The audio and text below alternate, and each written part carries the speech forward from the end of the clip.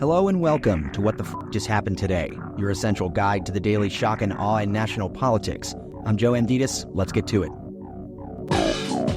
It's Wednesday, September 4th, 2024. Welcome to day 1324. A 14-year-old killed 2 students, 2 teachers, and left at least 9 people hospitalized after a mass shooting at a Georgia high school. The shooter, Colt Gray, will be charged with murder and tried as an adult. The high school reportedly received a phone call warning that there would be shootings at 5 schools and that Appalachia High School would be the first. Biden called the shooting another horrific reminder of how gun violence continues to tear our communities apart. And Kamala Harris added that this is just a senseless tragedy on top of so many senseless tragedies. And it's just outrageous that every day in our country, in the United States of America, that parents have to send their children to school worried about whether or not their child will come home alive. She continued, "We've got to stop it, and we have to end this epidemic of gun violence in our country once and for all. You know it doesn't have to be this way." Before today, there had been 29 mass killings in the United States so far this year.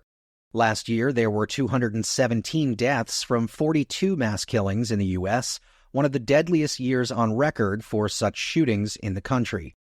Of course, this is still a breaking story and will be updated on the main website as additional information becomes available.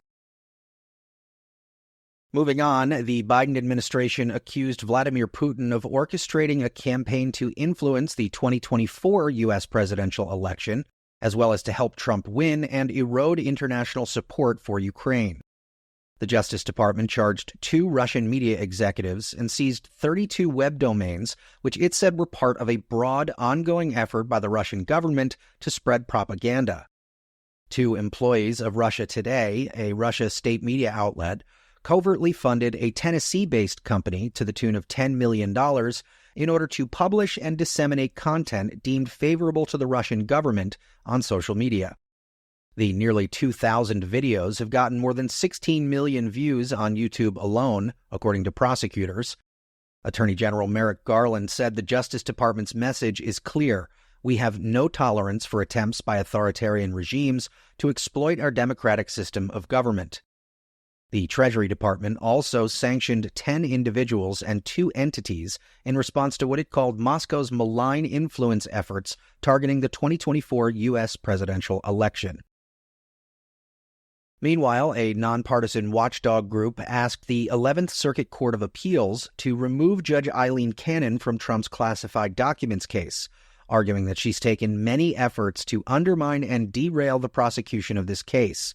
In July, Cannon dismissed the federal case, which accused Trump of mishandling classified information after leaving the White House. The judge cited the unlawful appointment of special counsel Jack Smith as the reason. Citizens for Responsibility and Ethics in Washington were joined by a retired federal judge and 2 legal scholars.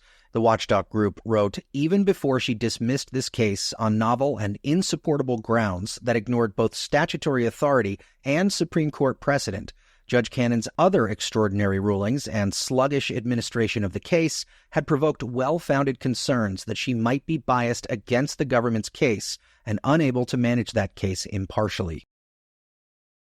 And finally, Biden is considering making his temporary asylum restrictions nearly impossible to lift.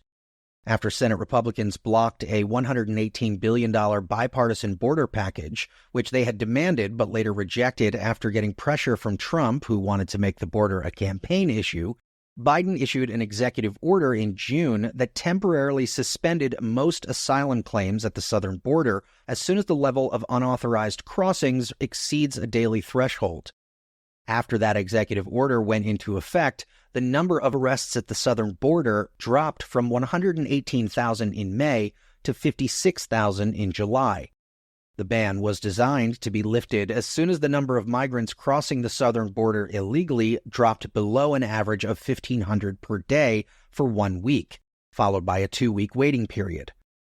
In July, Border Patrol apprehended an average of 1,820 migrants a day. The change currently under discussion would increase the time the number of crossings must remain below that level to several weeks.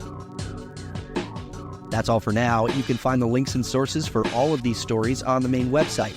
And as always, visit whatthefjusthappenedtoday.com for the latest news and headlines. Until next time, I'm Joe Amditis.